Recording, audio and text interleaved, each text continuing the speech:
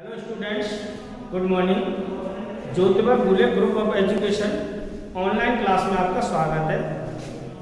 मेरा नाम जयप्रकाश गुप्ता है और यहाँ पर मैथमेटिक्स पढ़ा रहा हूँ मैं पिछले 8 सालों से। तो क्लास 11th का मैथ्स पोर्शन आज स्टार्ट करते हैं और आज सबसे पहले इसमें सिलेबस के बारे में डिस्कशन करेंगे। फिर आपको चैप्टर की जानकारी दूंगा मैं, कौन सा चैप्टर किस प्रकार है। तो स्टार्ट करते हैं क्लास 11th का मैथमेटिक्स का। पहले सिलेबस डिस्कशन करते हैं। आपको ये रेगुलर नोट्स बनाने हैं, कोई प्रॉब्लम आए तो बाद में डिस्कस कर लेना या कमेंट बॉक्स में कमेंट करना, मैं नेक्स्ट क्लास में डाउट क्लियर करा दूंगा। तो स्टार्ट करते हैं। आपको पहले सिलेबस के बारे में जानकारी लेते हैं, ठीक है ना। तो देखिए आपका जो सिलेबस है वो एनसीईआरटी वाला है, ये पिछले साल से ही हो गया है एनसीईआरटी। क्लास 12th का तो इस साल ही चेंज हुआ है, लेकिन ये पिछले साल से। इस एनसीईआरटी सिलेबस के अकॉर्डिंग आपकी जो किताब में है ना, उसमें 16 चैप्टर आएंगे आपके। वो 16 चैप्टर कौन कौन से हैं पहले इस पर जानकारी लेंगे, ठीक है ना। तो पहला चैप्टर आता है आपका जिसका नाम है समुच्चय, जिसको इंग्लिश में कहते हैं सेट्स, ठीक है ना। समुच्चय को क्या कहते हैं? सेट कहते हैं, सेट, ठीक है ना। क्या होता है जब चैप्टर पढ़ाया जाएगा तब समझ में आएगा। फिलहाल चैप्टर के नाम बता रहा हूं कौन कौन से चैप्टर है। तो पहला चैप्टर समुच्चय और दूसरा है संबंध एवं फलन, रिलेशन एंड फंक्शन। संबंध एवं फलन ये दोनों ही एक दूसरे से कनेक्टेड हैं। तो आगे जाके बीएससी एमएससी आगे जब दूसरा ही पढ़ोगे, ये चैप्टरों का बहुत ही यूज होता है। तो बहुत ही इंपॉर्टेंट चैप्टर है, इनको ढंग से समझाएंगे। फिलहाल आप सिलेबस के बारे में जानते हैं। तीसरा चैप्टर जो है आपका ये है त्रिकोणमितीय फलन। अब त्रिकोणमिति से आपको समझ गए होंगे कि ये तो हमने क्लास 9 10 से पढ़ी है। हाँ वही चीज है, थोड़ा सा एडवांस लेवल में, थोड़ा सा विस्तृत रूप आएगा। त्रिकोणमितीय फलन, ट्रिग्नोमेट्रिक फंक्शन। चौथा चैप्टर है आपका गणितीय आगमन का सिद्धांत। गणितीय आगमन का सिद्धांत, आगमन का सिद्धांत इंग्लिश में कहते हैं प्रिंसिपल ऑफ मैथमेटिकल इंडक्शन, ठीक है ना। गणितीय आगमन का सिद्धांत। पांचवा चैप्टर है आपका सम्मिश्र संख्याएं, सम्मिश्र संख्याएं एवं द्विघात समीकरण, द्विघात समीकरण। Complex numbers and quadratic equation. आपने द्विघात समीकरण वाला टॉपिक क्लास 9 से पढ़ रखे, 9 10 में पढ़ा है। तो द्विघात समीकरण वही है, बस वहां पर काल्पनिक मूल आते थे तब हम उसको ज्ञात नहीं कर पाते थे। यहाँ पर काल्पनिक मूलों को भी ज्ञात करेंगे, ठीक है ना। क्योंकि इसमें पढ़ेंगे कॉम्प्लेक्स नंबर, ठीक है ना। तो इसमें काल्पनिक संख्याओं के बारे में भी जानकारी लेंगे, ठीक है ना। इसके बाद छठा चैप्टर जो आता है वो आता है रैखिक असमीकरण, रैखिक असमीकरण, लीनियर इनइक्वालिटीज, असमीकरण, रैखिक असमीकरण। सातवां चैप्टर जो आएगा आपका आएगा द्विपद प्रमेय। इसके बाद रैखिक असमीकरण के बाद इसके बाद अगला चैप्टर 7वां आता है क्रमचय एवं संचय, क्रमचय एवं संचय, परम्यूटेशन एंड कॉम्बिनेशन। इसके बाद 8वां चैप्टर आएगा वो आएगा आपका द्विपद प्रमेय, दो पदी प्रमेय। जैसे आपने देखा था a + b का whole square, a² + b² + 2ab whole cube, a³ + b³ + 3a² b + 3ab²। जैसे अगर मान लो a + b की घात 7 खोलने को कह दे वो, तो कैसे खोलेंगे? तो वो यही है बायनोमियल थ्योरम बोलते हैं इंग्लिश में इसको, तो इसी के थ्रू हम इसको खोलेंगे, ठीक है ना। तो बहुत ही इंपॉर्टेंट चैप्टर है सारे। इसके बाद देखेंगे चैप्टर नंबर आपका 9 अनुक्रम तथा श्रेणी, अनुक्रम तथा श्रेणी। ये आपने पढ़ा है, श्रेणी तो पढ़ी थी आपने, समांतर श्रेणी, विलोत्तर श्रेणी ये पढ़ी थी। समांतर श्रेणी पढ़ी थी आपने केवल, आप इसमें आगे भी पढ़ेंगे समांतर श्रेणी, विलोत्तर श्रेणी, हरात्मक श्रेणी। तो ये थोड़ा बड़ा है, लेकिन श्रेणी वही वाली है। तो अनुक्रम तथा श्रेणी 10वां चैप्टर सरल रेखाएं, स्ट्रेट लाइंस। तो ये इंपॉर्टेंट चैप्टर है, 10वां चैप्टर सरल रेखाएं। इसके बाद 11वां चैप्टर है आपका शंकु परिच्छेद। शंकु परिच्छेद कॉनिक सेक्शन, जिसमें आप विभिन्न आकृतियां पढ़ोगे, जैसे वृत्त पढ़ोगे। वृत्त 10th क्लास में आपने वृत्त पर प्रमेय पढ़ी थी। यहाँ पर वृत्त का समीकरण ज्ञात करेंगे, ठीक है ना। तो वृत्त पढ़ेंगे और नई आकृतियां पढ़ेंगे, जैसे परवलय है, दीर्घवृत्त है, अति परवलय है, वो सारी चीजें आप पढ़ेंगे। चैप्टर नंबर 11 के बाद चैप्टर नंबर 12, तो ये आपकी समझ में आ रहा होगा। चैप्टर नंबर 12 है आपका त्रिविमीय ज्यामिति का परिचय। त्रिविमीय ज्यामिति का परिचय, इंट्रोडक्शन ऑफ 3 डायमेंशनल ज्योमेट्री। त्रिविमीय ज्यामिति का मतलब है 3D आकृति आती है, एक्स अक्ष, वाई अक्ष और जेड अक्ष। जैसे जो आकृतियां होती हैं, जैसे मान लो गोला है, वो 3D होता है, ठीक है ना। कोई भी ठोस वस्तु होती है वो त्रिविमीय होती है, 3 डायमेंशनल में होती है, ठीक है ना। 13वां चैप्टर आएगा सीमा एवं अवकलज। सीमा एवं अवकलज, लिमिट्स एंड डेरिवेटिव्स। और 14वां चैप्टर है आपका गणितीय विवेचन। गणितीय विवेचन, मैथमेटिकल रीजनिंग। तो गणितीय विवेचन होगा। 15वां चैप्टर है आपका सांख्यिकी, स्टैटिस्टिक्स, सांख्यिकी। जैसे वो हमने पढ़ा था ना 10th क्लास से पहले पढ़ते थे, माध्य, माध्य का बहुलक, वही चीज है। इसमें थोड़ा सा नए टॉपिक आएंगे, जैसे माध्य विचलन निकलवाने को आएगा, मानक विचलन निकलवाने को आएगा, प्रसरण आएगा, और माध्य, माध्य का बहुलक तो इसमें भी आएंगे, ठीक है।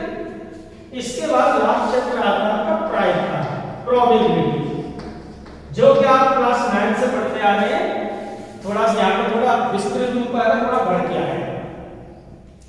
तो आपकी एनसीईआरटी के रूप में 16 चैप्टर हैं। ये 16 चैप्टर कौन किस प्रकार है, ये मैंने आपको समझा दिया है, ठीक है ना। अब इसमें कुछ चैप्टरों की जानकारी में पहले से है, जैसे अनुक्रम और श्रेणी, श्रेणी के बारे में जानकारी है, इनमें से कहीं जानकारी नहीं है, उसमें से ये जानकारी और सांख्यिकी, प्रायिकता, इधर आपको थोड़ी थोड़ी जानकारी विकास समीकरण की है और किसी की नहीं है, और ये त्रिकोणमितीय फलन है, ठीक है ना। ये दोनों चैप्टर बड़े हैं, एक दूसरे से कनेक्टेड है। तो इस पोर्शन को मैं इसके बाद कराऊंगा। तो पहले मैं आपका स्टार्ट कराऊंगा त्रिकोणमितीय फलन। ऐसा इसलिए कि थोड़ी बहुत जानकारी इसमें आपको भी है, तो आपको थोड़ा इंटरेस्ट भी क्रिएट होगा और समझ में आएगा, कोई दिक्कत नहीं आएगी। आने वाले टॉपिक जब ये समझ में आने लगेंगे तो वो भी समझ में आने लगेंगे, और हमारी आपस की आप एक दूसरे से अंडरस्टैंडिंग हो जाएगी, ठीक है ना। किस तरीके से पढ़ा रहे हैं वो भी समझ में आने लगेगा। तो मैं आपको आज तो केवल एक इंट्रोडक्शन क्लास दी, इसमें थोड़ा सा टॉपिक स्टार्ट करता हूं मैं आपका चैप्टर नंबर 3 त्रिकोणमितीय फलन। तो थोड़ा सा स्टार्ट करते हैं, नेक्स्ट क्लास में इस चैप्टर को ढंग से पूरा लेंगे। तो आज का हमारा वीडियो नंबर 1 है। आप नोट्स रेगुलर बनाते रहना और इस चैप्टर पूरा नोट कर लेना, और हो सके तो बुक परचेज कर लेना, ठीक है ना। तो देखेंगे आज का चैप्टर नंबर स्टार्ट कर रहा हूं, चैप्टर नंबर 3 त्रिकोणमितीय।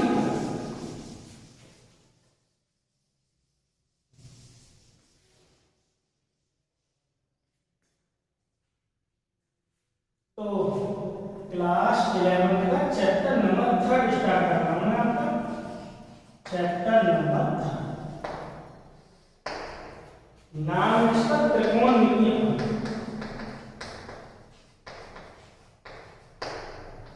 त्रिकोणमितीय फलन,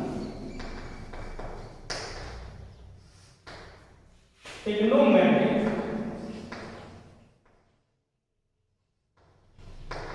फंक्शन। वही सब कुछ है जो क्लास 9 10 में आपने 10 में पढ़ा है ना, उसी से थोड़ा आगे बढ़ गया है इसमें, ठीक है ना।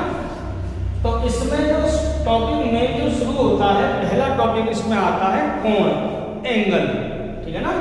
तो कोण के बारे में इसमें जानकारी दी है, कोण क्या होते हैं,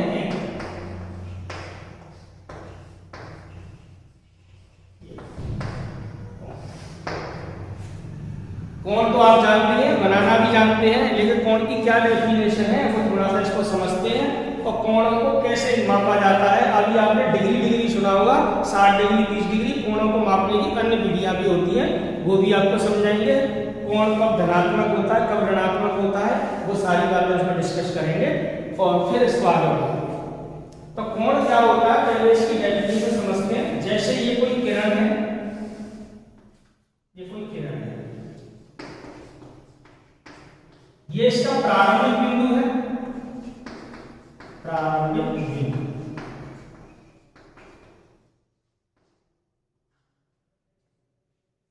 डेफिनेशन बोल रहा हूं, तो जब कोई किरण अपने प्रारंभिक बिंदु के परितः या उसके सापेक्ष, ठीक है ना, इस बिंदु के सापेक्ष परिक्रमण करती है या घूर्णन करती है, मतलब घूमती है, चाहे वो ऊपर जाए चाहे वो नीचे आए। तो जब कोई किरण अपने प्रारंभिक बिंदु के परितः परिक्रमण करती है, जैसे मान लो ये किरण यहां थी, ये इसकी प्रारंभिक अवस्था है, प्रारंभिक अवस्था, फिलहाल ये यहां पर है। अब इसने क्या किया, अपने प्रारंभिक बिंदु के परितः परिक्रमण किया और ये यहां से यहां आ गई, ऐसे। ये मतलब ये प्रारंभिक अवस्था थी इस किरण की, ये अंतिम अवस्था होगी। ये ऊपर भी जा सकती थी और नीचे। तो जब कोई किरण अपने प्रारंभिक बिंदु के परितः परिक्रमण करती है, तो उस किरण की प्रारंभिक अवस्था और अंतिम अवस्था के बीच के घुमाव को, ये देख रहे हैं, यही तो घुमाव है, इसको हम कोण कहते हैं।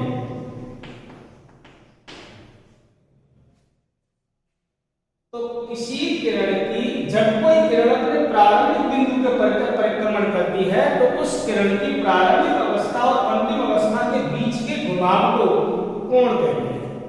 प्रारंभिक अवस्था कोण की प्रारंभिक भुजा और अंतिम अवस्था उस कोण की अंतिम भुजा। यहाँ पर कोण कौन सा बना है, कोण AOB। इसको कोई भी नाम दे सकते हो, थीटा, फाई, साई, कोई भी, अल्फा, बीटा, गामा, ये कोणों को सिंबल है ये, alpha, beta, gamma, theta, phi, psi, ऐसे। या अंग्रेजी वर्णमाला के capital letter A B C, ये सब कोणों को संकेत दिए जाते हैं, कोणों को इनसे रिप्रेजेंट करा जाता है, ठीक है ना। तो ये हमारा कोण बन गया। अब ये किरण ऐसी थी, नीचे भी जा सकती थी, क्यों नहीं। जैसे ये कोई किरण है, वो ये इसकी प्रारंभिक अवस्था है,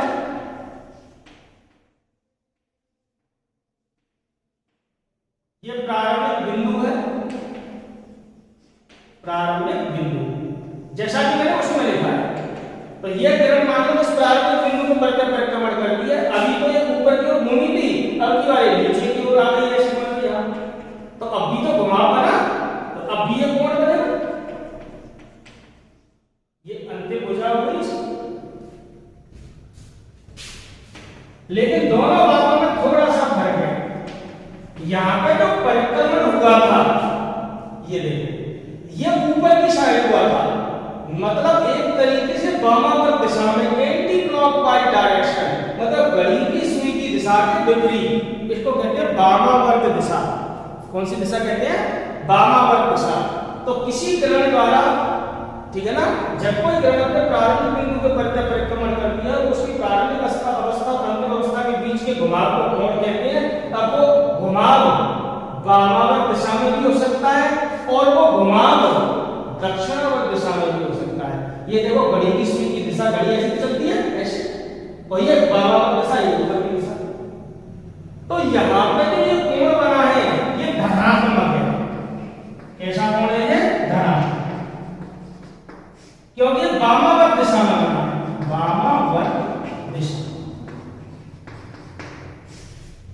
तो अगर जो घुमाव वामावर्त दिशा में है तो कोण धनात्मक बनता है, अगर वो घुमाव दक्षिणावर्त दिशा में है, ये देखो, ये देखो, तो यहां पर भी कोण AOB बना है। लेकिन यहां पर जो कोण AOB बना है, इसको थीटा ना कहकर कोई और नाम ले दो, फाई नाम ले दो। इसको फाई पढ़ते हैं, फाई।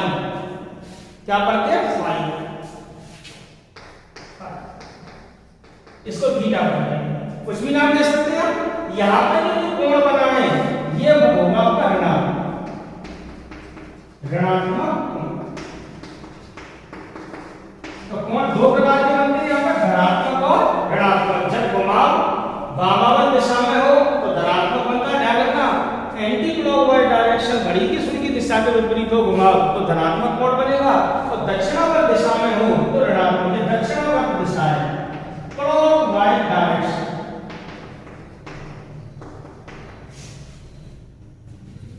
तो ये कोण की परिभाषा समझ में आ गई होगी मुझे लगता है। ये इसकी प्रारंभिक भुजा कहलाती है कोण की और बी की, और ये कहलाती है अंतिम भुजा, ठीक है ना। तो जब कोई किरण अपने प्रारंभिक बिंदु के परत परिक्रमण करती है तो उस किरण की प्रारंभिक अवस्था और अंतिम अवस्था के बीच के घुमाव को कोण कहते हैं। अगर घुमाव वामावर्त दिशा में है तो उस किरण द्वारा बना कोण धनात्मक होगा, और यदि घुमाव दक्षिणावर्त दिशा में है तो उस किरण द्वारा बनाया गया कोण ऋणात्मक होगा, ठीक है ना। तो ये कोण की परिभाषा की। अब देखते हैं कोणों का मापन।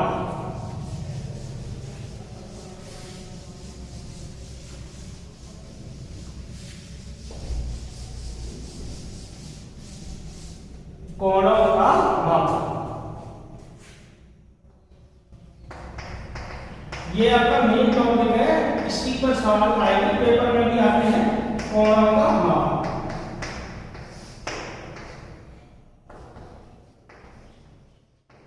Measurement of angle.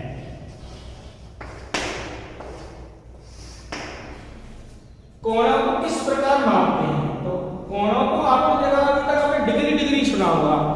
कोणों को डिग्री नहीं, 3 प्रकार से मापा जाता है। एक तो डिग्री पद्धति में, एक रेडियन पद्धति में, और एक ग्रेड सिस्टम में।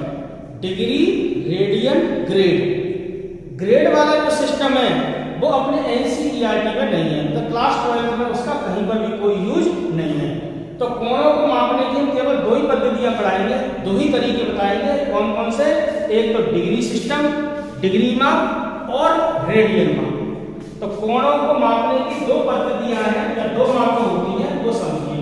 पहली होती है डिग्री माप, डिग्री माप, और दूसरी होती है रेडियन माप। तो अपनी एनसीईआरटी में केवल 2 है, एक और होती है ग्रेड माप, ग्रेड। फ्रेंच सिस्टम है ग्रेड माप, फ्रेंच पद्धति है ये, ठीक है ना। तो ये अपने नहीं, आजकल ये हटा दी गई है, कहीं पर भी इसका कोई यूज नहीं है ग्रेड सिस्टम का, ठीक है ना। केवल 2 ही, डिग्री और रेडियन, ठीक है ना। तो कोणों को मापने की कितनी विधियां हैं या कितने प्रकार होते हैं? 2 प्रकार। पहले है डिग्री माप और दूसरी रेडियन। पहले डिग्री की बात करते हैं, फिर करेंगे रेडियन। तो आपकी प्रश्नावली जब स्टार्ट होगी 3.1, उसमें पहले क्वेश्चन यही आएंगे, डिग्री को रेडियन में चेंज करवाएगा, रेडियन को डिग्री में। तो इसको समझ के चलते हैं, बात करेंगे डिग्री माप। तो पहला लेते हैं डिग्री माप। डिग्री, डिग्री को अंश भी पढ़ते हैं, अंश, ठीक है ना। 60 अंश का कोण, 25, 15 अंश का, 45 अंश का, तो अंश कहते हैं, हिंदी में डिग्री ही बोलते हैं। तो मेन तो डिग्री सिस्टम ही होता है। तो क्या होता है डिग्री सिस्टम? जैसे मैंने अभी बताया था, जैसे ये कोई किरण है, कोई ये इसकी प्रारंभिक अवस्था है,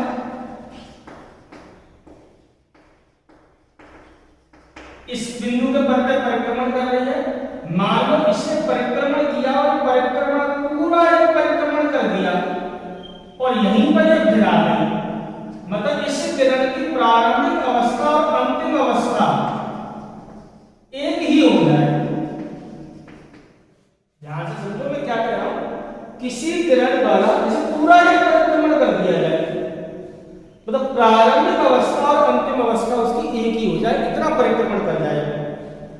तो किसी किरण द्वारा किए गए एक पूर्ण परिक्रमण का 1/360वां भाग, 1/360वां भाग किसी किरण द्वारा किए गए एक पूर्ण परिक्रमण का 1/360वां भाग 1 डिग्री कोण कहलाता है। कितना कोण कहलाता है? 1 डिग्री कोण कहलाता है, ठीक ठीक है ना। किसी किरण द्वारा किए गए एक पूर्ण परिक्रमण का, चाहे तो आप वीडियो से अपने नोट्स भी मेंटेन कर सकते हैं, तो सारी डेफिनेशन बोर्ड पर नहीं लिखी जाती है, मैं आपको बोल रहा हूं तो आप उसको लिख सकते हो कि किसी किरण द्वारा किए गए एक पूर्ण परिक्रमण का 1/360वां भाग 1 डिग्री कोण कहलाता है। और इसे ऐसे 1 और ये डिग्री का चिन्ह से व्यक्त करते हैं,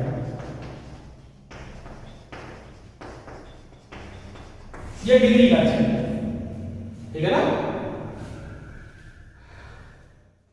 याद रखने वाली बात ये है, डिग्री है ना, ये एक तरीके से घंटे का कार्य करता है, तो कोण को पॉइंटों में भी लिखा जाता है। डिग्री, पहले डिग्री, फिर मिनट, फिर सेकंड। कैसे?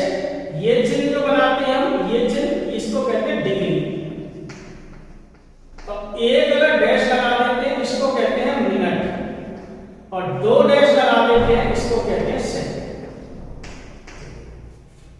तो डिग्री को ऐसे कैसे लिखते हैं? 23.3 डिग्री, ठीक है ना।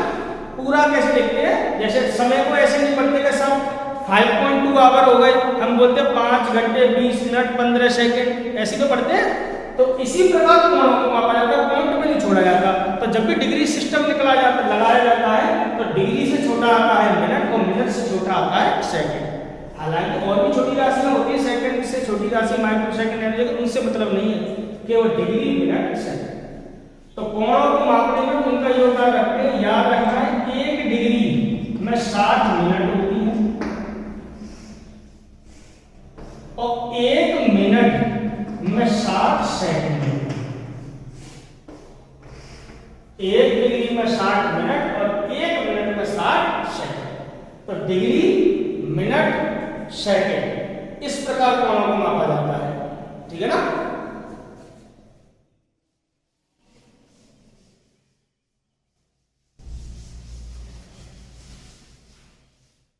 जैसे अगर किसी ने मान लो कोण ऐसे लिख दिया, थीटा बराबर किसी ने लिख दिया, मान लो कुछ भी लिख दिया 30.5 डिग्री, तो इसका मतलब 30 डिग्री तो अलग हो गई, और 0.5 डिग्री अलग हो गई।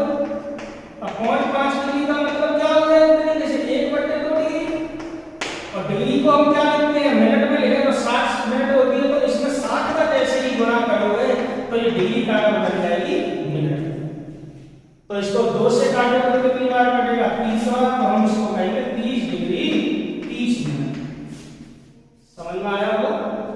तो पॉइंट जब भी आते हैं उनको हटा के उनको मिनट और सेकंड में लिख देते हैं। ये बात समझ में आ गई होगी आपको? तो पहला होता है डिग्री माप। तो डिग्री माप में ये चीज आपको ध्यान रखनी है, बाद में इनकी जरूरत पड़ेगी, किस प्रकार पड़ेगी वो आपको समझाएंगे बाद में। फिलहाल अपन दूसरा करते हैं रेडियल माप। तो ये डिग्री माप हो गई दोस्तों। कोणों को मापने की पहली माप कौन सी बताई? डिग्री माप, ठीक है ना, डिग्री मेजरमेंट। और दूसरी होती है रेडियन, रेडियन माप।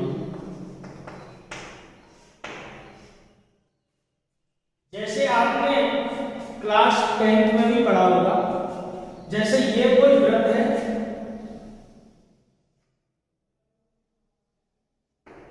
ये इसका केंद्र है, सेंटर ओ नाम दे दो। ये कोई चाप है, ए से लेकर बी तक कोई भी चाप है, आर्क कहते हैं चाप। ये इस वृत्त की त्रिज्या है, जिसको हम रेडियस कहते हैं। त्रिज्या को आर से व्यक्त करते हैं और चाप को एल से।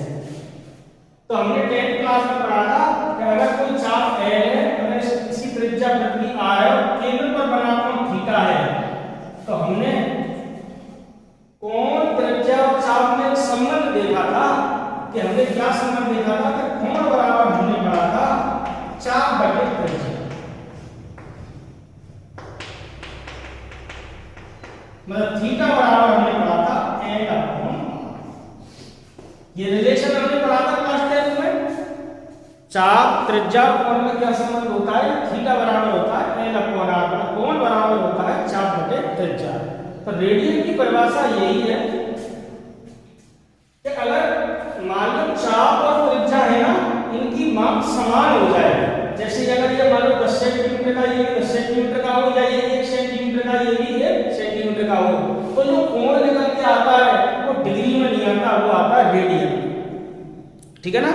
वैसे अगर मैथमेटिकल डेफिनेशन बोली जाए तो इसको हम ऐसे लिख सकते हैं कि इकाई त्रिज्या वाले वृत्त के केंद्र पर, इकाई त्रिज्या वाले वृत्त के केंद्र पर इकाई लंबाई के चाप, इकाई लंबाई के चाप द्वारा बना कोण एक रेडियन कोण कहलाता है, एक रेडियन कोण कहलाता है। अब ऐसे भी लिख सकते हैं इसको, और ऐसे भी लिख सकते हैं, बंदे को सी लिख देते हैं यहां पर, इसे ऐसे ही व्यक्त करते हैं।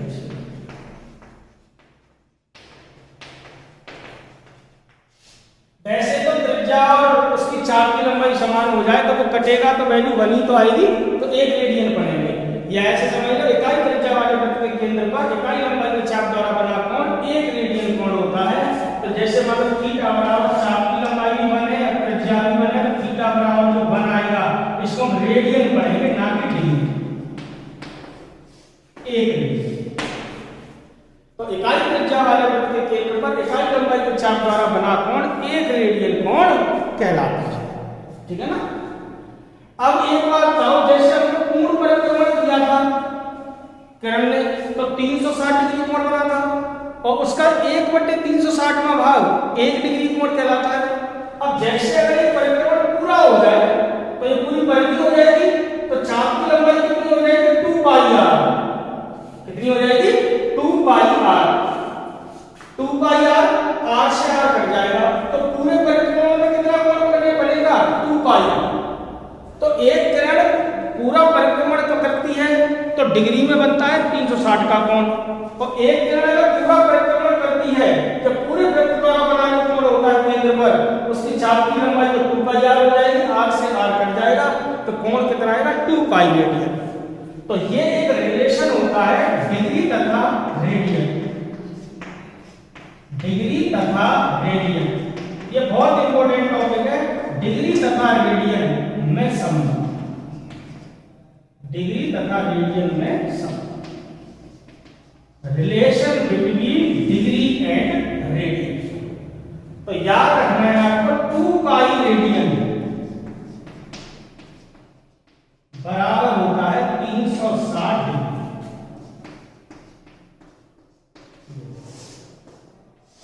या ऐसे कह सकते हैं पाई रेडियन बराबर होता है 180 डिग्री का चिन्ह लगा सकते हो।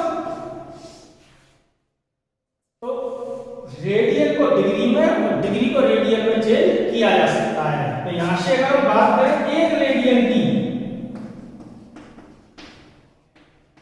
तो ये होगा 180/पाई डिग्री, और 1 डिग्री की बात करें तो ये होगा पाई/180।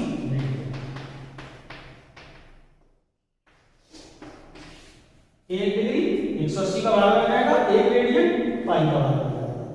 तो डिग्री को रेडियन में बदलना हो तो पाई/180 का गुणा करते हैं, और रेडियन को डिग्री में बदलना हो तो 180/पाई का गुणा करते हैं। तो अगली क्लास में आपको यही समझाया जाएगा कि कोणों को जो मापते हैं डिग्री और रेडियन में, उनमें क्या रिलेशन होता है, डिग्री को रेडियन में कैसे बदल देते हैं और रेडियन को डिग्री। तो आज की क्लास में तो केवल मैंने आपको सिलेबस डिस्कशन किया है, ठीक है ना, और मार्केट से हो सके तो किताब परचेज कर लेना, और चैप्टर नंबर 30 केवल स्टार्टिंग करिए। इसकी प्रश्नावली के सवाल आपको नेक्स्ट क्लास में समझाए जाएंगे। तो आज के लिए इतना ही पढ़ना है आपको। Thank you.